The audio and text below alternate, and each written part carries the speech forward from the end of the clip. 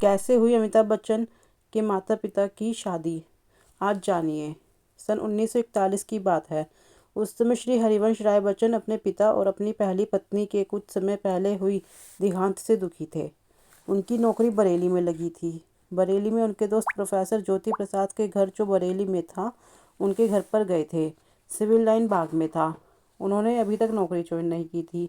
वहाँ पर ज्योति प्रसाद के घर में तेजी सूरी भी थी। हरिवंश व तेजी की पहली मुलाकात थी। बच्चन साहित्यकार थे।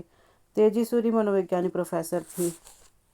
तेजी की सगाई विदेश में पढ़े लिखे लड़के से हो चुकी थी, पर तेजी उसे हमसफर नहीं बनाना चाहती थी। तेजी की प्रिंसिपल प्रेमिला भी बरेली की रहने वाली थी। वह तेजी के मन की बात जान गई थी। प्रेमा के पति भी बरेली में श्री प्रेम प्रकाश जौहरी अंग्रेजी के प्रोफेसर थे। बच्चन जी के दोस्त ने देखा कि बच्चन अपनी पत्नी के देहांत से दुखी हैं। 1941 में 31 दिसंबर की रात इलाके के नामी वकील रामजी शरण सक्सेना के घर पर 31 दिसंबर का एक आयोजन किया गया। इसमें तेजी और बच्चन साहब एक दूसरे के पास बैठे हुए थे।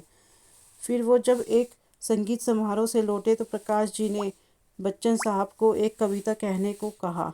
जैसे ही बच्चन साहब ने कविता शुरू की, तेजी सूरी की आंखों में आंसू आ गए। कविता थी, उस नयन से बह सकी कब, इस नयन की अश्रुधारा, सत्य को मूंदे रहेंगी शब्द की कब तक पिटारी, क्या करूं संवेदना लेकर तुम्हारी, क्या करूं। इस कविता को सुनते सुनते तेजी की आंखों में आंसू की धारा बहने लगी और बच्चन साहब भी अपने आंसू रोक ना पाए। यह देख प्रेमा जौहरी और उनके पति कमरे से बाहर चले गए।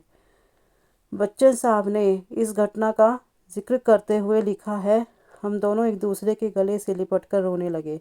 24 घंटे भी नहीं हुए थे कि दो अजनबी एक दूसरे के जीवन साथी हो चुके थे। नए साल की सुबह में सब कुछ बदल चुका था।